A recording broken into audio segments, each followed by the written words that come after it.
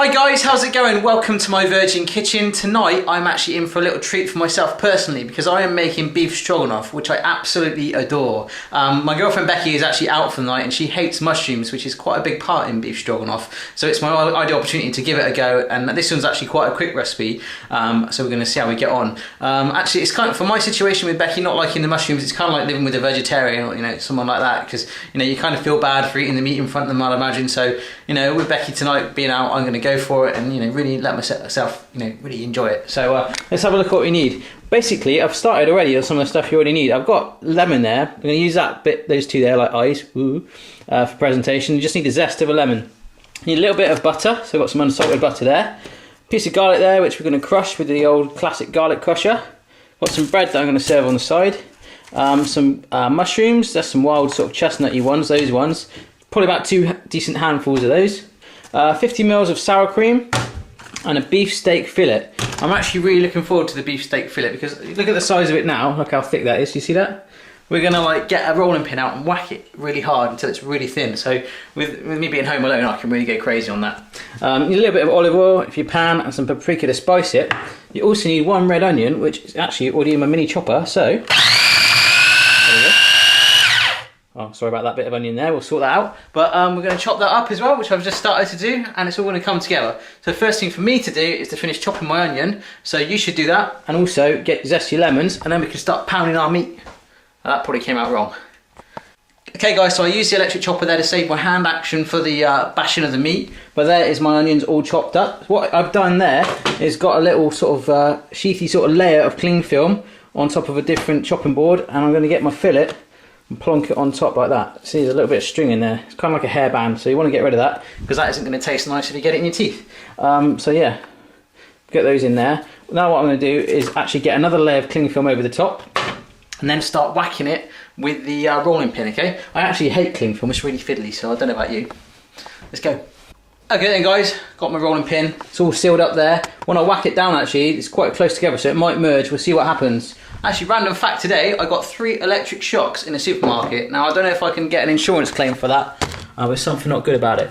So yeah, when you're whacking the meat, you can, you know, you can really go for it like that, or you can do the gentle approach. You know, it depends what kind of day you've had. You can really, you know, really get stuck in there. Main thing is you want to try and get a nice thin layer. Try and get it maybe about like a centimetre or even less than that thick, and then we can cut it into nice thin strips. So I'm going to keep whacking this, and hope you do the same. There we go then guys, flattened meat, good time. So now what we need to do is peel off, almost like Christmas Day, opening your Christmas presents, peel off your wrapping paper or your cling film, and then start to thin it, cut it into nice thin strips, alright? Do that guys. Whoa. Okay then guys, there you go, nice thin strips, almost like the size of someone's finger. What I've done now is got the paprika, lemon zest and some salt and pepper. I'm just going to mix that in together. And then what we're going to do is rub that on top of the meat, okay? So mix that all together. Okay then guys, there we go, it's all seasoned on there. So what I've done in the meantime as well is I've pressed my garlic and chopped up my onions roughly, and also a bit of herbs that I had left over. I've heated some oil up in the pan there. So what we're going to do is chuck in the garlic, get that in there, and then also the onions. Put that in there. Cook that for about 2 to 3 minutes until it's golden brown, and then I think we can start to chuck other stuff in like the mushrooms and that. Okay guys, that's been about 4 minutes and that is cooking away nice. So what I've done is transfer my mushrooms to a bowl. I'm going to just plonk those in there as well. I'm going to cook those until they're nice and soft as well, so probably about another 4 minutes, okay guys? Going well. Right, for additional lubrication, I'm adding a teeny bit of butter as well, so in that goes. And stir that baby in and keep going guys. Right here then people, the mushrooms are almost soft. What I'm going to do now is grab my meat.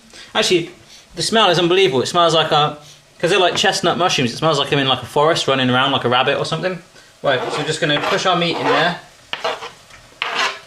Like that.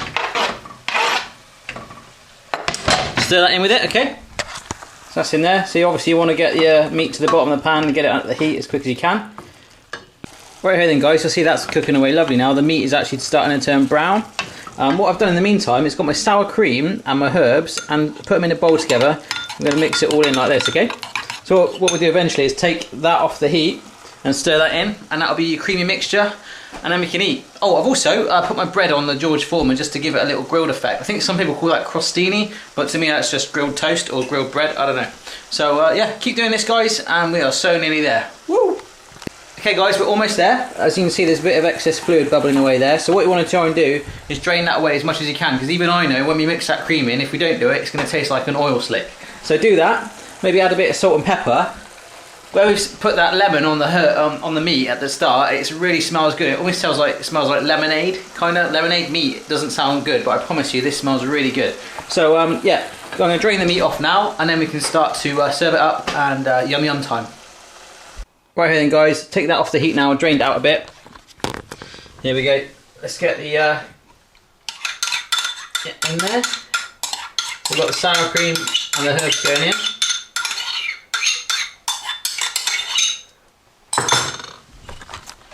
Like that. Okay, so all we need to do now is just stir that in. Okay. Okay, there we go then guys, that's all on there. And by getting my grilled bread that I put on the George Foreman, maybe plonking it there, getting a lemon, I don't know, putting it up there, and some herbs, sprinkle it on there, like that, and a little bit of drizzle of olive oil over the bread.